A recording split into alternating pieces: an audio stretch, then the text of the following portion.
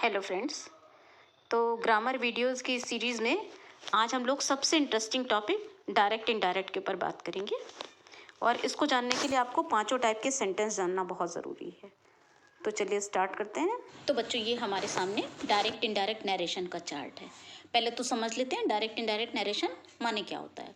Direct माने सीधे सीधे, और इनडायरेक्ट माने सीधे से नहीं, यानी किसी और के माध्यम से। नरेशन माने जो कुछ कहा गया, कहना। ठीक। तो जब हम कह रहे हैं कि Ram said to me, Ram ने मुझसे कहा आई एम ए बॉय, मैं एक लड़का हूँ, तो राम ने मुझसे सीधी सीधी ये बात कह दी, ये हो गया डायरेक्ट नरेशन। ठीक। अब राम ने मुझसे कहा मैं किसी और को बताऊं, राम ने मुझसे कहा कि वो एक लड़का था, तो ये हो जाएगा इनडायरेक्ट।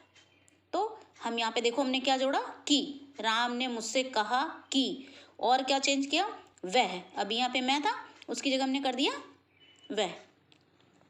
तो ये सारे चेंजेस हमारे नरेशन चेंज करने में होते हैं। ठीक। अब हम समझ लेंगे कि ये कैसे बना है। राम सेड टू मी, ये एक सेंटेंस है, और दूसरा सेंटेंस है आई एम ए बॉय। इन दोनों को हम एक कंजंक्शन लगा के जोड़ते हैं, तब ये कॉम्प्लेक्स सेंटेंस बन जाते हैं। ठीक। अभी हम लोग बाद में कॉम्प्लेक्स कंपाउंड ये भी सेंटेंस पढ़ेंगे। ये एक सिंपल सेंटेंस है, राम सेड टू मी एक सेंटेंस ये है, दूसरा सेंटेंस है आई एम ए बॉय। दो सिंपल सेंटेंस मिला के हम दैट से जोड़ेंगे। तो इस हिस्से को, जो पहला जिसमें बता रहा है, रिपोर्ट कर रहा है, इसको हम कहेंगे reporting speech. Ram said to me, Ram बता रहा है, रिपोर्टिंग स्पीच, और उसने बता दिया है कि मैं एक लड़का हूँ, तो ये हो जाएगा रिपोर्टेड स्पीच। ठीक। देख लो हमने क्या क्या चेंज करने हैं। रिपोर्टिंग स्पीच का वर्ब ये चेंज करा जाएगा सेड टू को हटा करके, और यहाँ पे एक कंजंक्शन लगाया जाएगा बिल्कुल अलग से, और ये प्रोनाउन को चेंज करा जाएगा। I am a boy, I you, कुछ भी यहाँ पे होगा इसको चेंज करेंगे, और ये एम वर्ब, रिपोर्टेड के वर्ब को चेंज करेंगे। ठीक।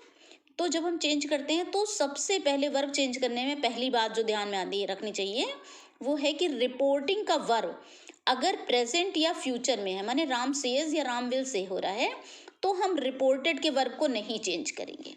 और अगर ये पास्ट टेंस में है तो ये सारे अपनी रिस्पेक्टिव पास्ट फॉर्म में चले जाएंगे, यानी प्रेजेंट इंडेफिनिट पास्ट इंडेफिनिट में, प्रेजेंट कॉन्टिन्यूअस पास्ट कॉन्टिन्यूअस में, प्रेजेंट परफेक्ट पास्ट परफेक्ट में, present perfect continuous past perfect continuous में, सारे प्रेजेंट वाले अपनी पास्ट फॉर्म में। अगर यहाँ पहले ही से पास्ट होता तब क्या करते, माने पास्ट इंडेफिनिट होता, तो वो पास्ट परफेक्ट में चला जाएगा। और पास्ट कॉन्टिन्यूअस यहाँ पे होता आई वॉज गोइंग, तो हो जाता I had been going, past perfect continuous. ठीक। और जो अब मान लो यहाँ पे पास्ट परफेक्ट होता, माने आई हैड गॉन, तो फिर उसको कोई चेंज नहीं होता। आई हैड गॉन होता या आई हैड बीन गोइंग, यानी पास्ट परफेक्ट या पास्ट परफेक्ट कॉन्टिन्यूअस होता, तो उसको कोई चेंज नहीं होता।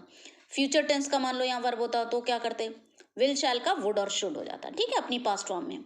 इसी तरह मॉडल वर्ब है, मान लो कैन और मे होते तो वो हो जाते कुड और माइट। ठीक। मस्ट और आउट में नो, कोई चेंज नहीं होता है।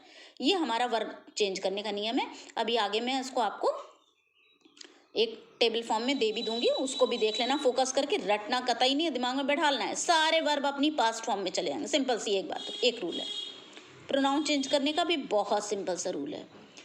First person, second person, third person, हम लोग पर्सनल प्रोनाउन पढ़ चुके हैं। तो फर्स्ट पर्सन यहाँ पे जो भी दिखेगा रिपोर्टेड में, वो रिपोर्टिंग के सब्जेक्ट के अकॉर्डिंग चेंज हो जाएगा।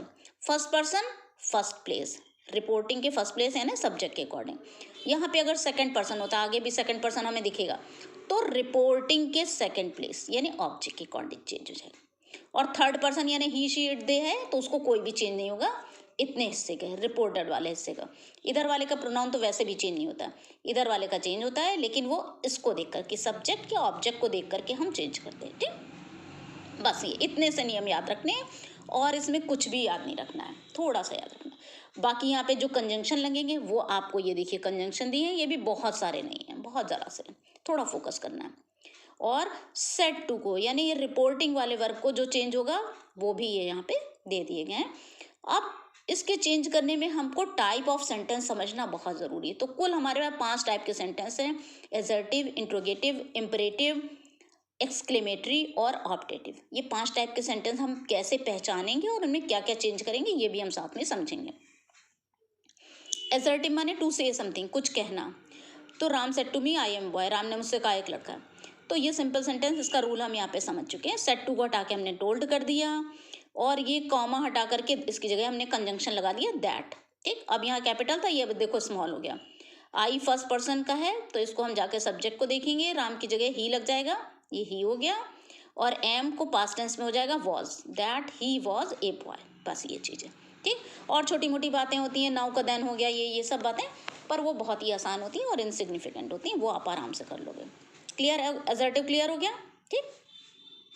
अब दूसरा टाइप का सेंटेंस, तो इसमें हम पहचान जाएंगे कि ये फुल स्टॉप होता है, सीधी सी बात कही गई है तो ये असर्टिव है, इसको हमको इसी नियम से करना है।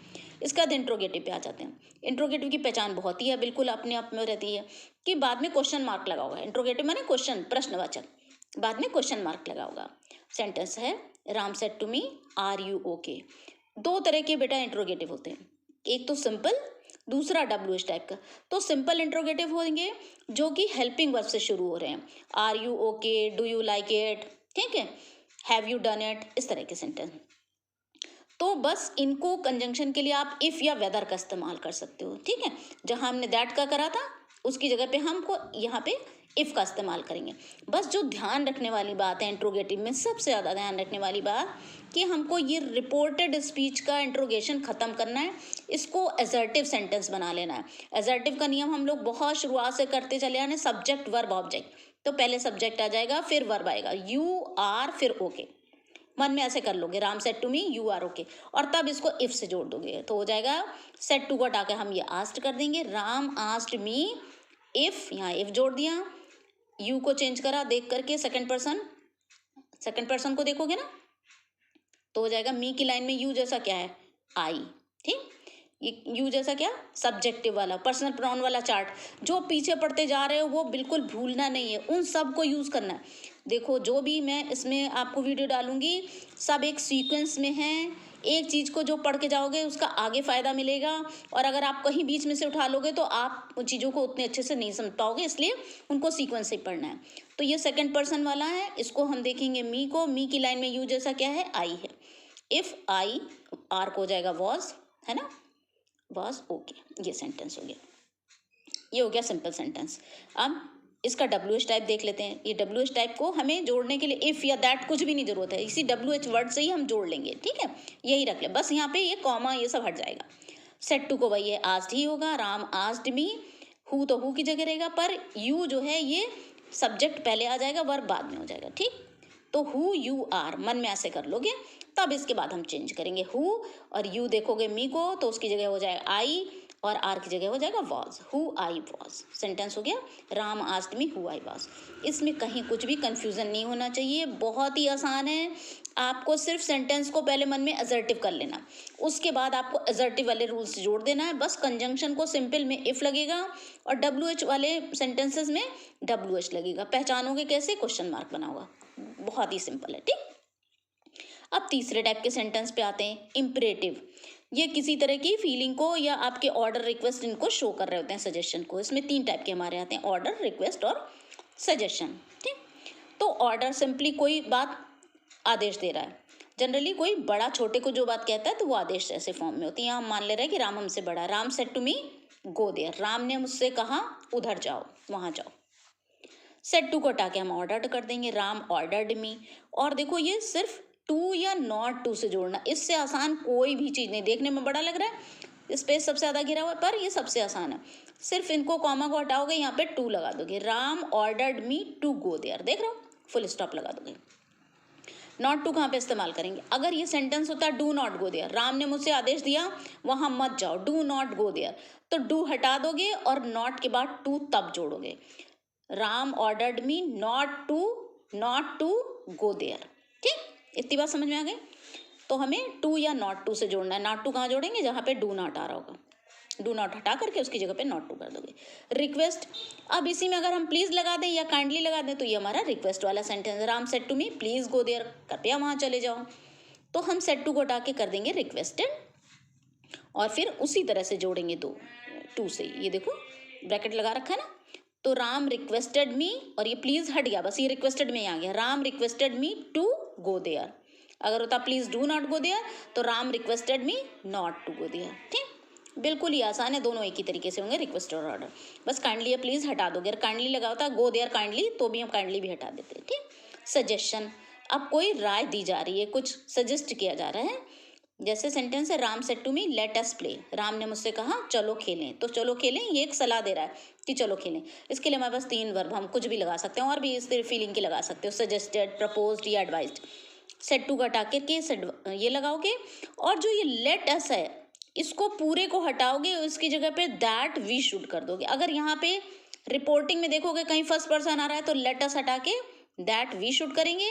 अगर रिपोर्टिंग में फर्स्ट पर्सन नहीं आ रहा है, Ram said to Hari, Ram said to Hari, तो लेट अस हटा के हम दैट दे शुड कर देंगे। ठीक, तो Ram said to me let us play, Ram suggested me that, let us हटाया, वी शुड लगा दिया और प्ले रख दिया। देख रहे हो बिल्कुल आसान है। अब यहाँ पे अगर फर्स्ट पर्सन नहीं है, राम सेड टू हरी, तो लेट अस हट करके दैट दे शुड हो जाएगा, Ram proposed Hari that they should play. ठीक, अगर लेट अस ही ना आ रहा हो, लेट के बाद कोई भी और नाउन आ रहा हो, कोई और वो आ रहा हो, लेट मोहन प्ले, तो हम सिंपली लेट के पहले वो टू लगा देंगे, फिर इसी नियम से कर देंगे। Ram suggested me that Hari should play, या Ram suggested me that Ram suggested me to let Mohan play, यानी लेट के पहले भी हम टू लगा सकते हैं, ऐसे भी कर सकते हैं अगर लेट अस ना आ रहा हो तो। चौथा टाइप का सेंटेंस देखो, एक्सक्लेमेटरी है। जो भावना के साथ कोई वाक्य कहे जाते हैं ना, तो वो एक्सक्लेमेटरी कहलाते हैं। सरला सेड व्हाट ए ब्यूटीफुल रोज, कितना सुंदर गुलाब है, सरला ने कहा। ठीक, तो यहाँ सेड को हटा के हम एक्सक्लेम्ड कर देते हैं, भावना के साथ कहना मैंने एक्सक्लेम्ड, भाव विभल होना। सरला सेड व्हाट ए ब्यूटीफुल रोज, अब व्हाट ए ब्यूटीफुल रोज इसके साथ हमें कुछ काम करना है। क्या काम करना है? ट्रांसफॉर्मेशन में हम इसको सीखेंगे कि एक्सक्लेमेटरी सेंटेंस को हमें सिंपल कैसे करना है, असर्टिव कैसे बनाना है। बनाना नियम हमको मालूम है, सब्जेक्ट वर्ब ऑब्जेक्ट। तो सब्जेक्ट इसमें क्या, किसके बारे में बात कही जा रही है? रोज के बारे में, तो हम करेंगे रोज, द रोज लगा लेंगे। इसका वर्ब क्या लगेगा? रोज सिंगुलर है ना, तो इसके बाद क्या लगेगा? Is, the rose is. What या यहाँ पर अगर हाउ होता तो उसको हम हटा के चेंज कर लेंगे वेरी और beautiful. The rose is very beautiful, ये मन में सेंटेंस को हम पहले ट्रांसफॉर्म कर लेंगे, उसके बाद बस हम इसको असर्टिव के नियम से जोड़ देंगे। सरला सेड, सेड की जगह हटा के एक्सक्लेम्ड हो गया, सरला एक्सक्लेम्ड, दैट से जोड़ोगे, that the rose is, verb अपने आप से लगा लिया, very beautiful, that the rose is very beautiful. इसी में एक्सक्लेमेटरी में एक दूसरे टाइप के सेंटेंस भी होते हैं बेटा, oh I lost my pen, या hurray we won the match, इस टाइप के है ना, ये भी भावना वाले होते हैं। तो हुर्रे, वाओ, ये इस टाइप के जो भी हैं फीलिंग, इसको हम फीलिंग को एक्सक्लेम्ड विद के आगे जोड़ देंगे। जैसे सेंटेंस है ओह आई लॉस्ट माई पेन, तो हो जाएगा सरला एक्सक्लेम्ड विद सॉरो, दुख, दुख की बात है ना, पेन खो गया मेरा, तो सरला एक्सक्लेम्ड विद सॉरो, और फिर आगे दैट से सेंटेंस पूरा जोड़ दोगे, I lost my pen, that she had lost her pen. ठीक, ये कर दोगे। अगला देखो, ऑब्जेक्टिव, ऑप्टेटिव। ऑप्टेटिव माने विशिंग सेंटेंस होती है, ये कुछ विश कर रहे हैं, मे यू लिव लॉन्ग, ठीक है, और हैप्पी बर्थडे, ये सारी चीज आपके विशिंग सेंटेंस है।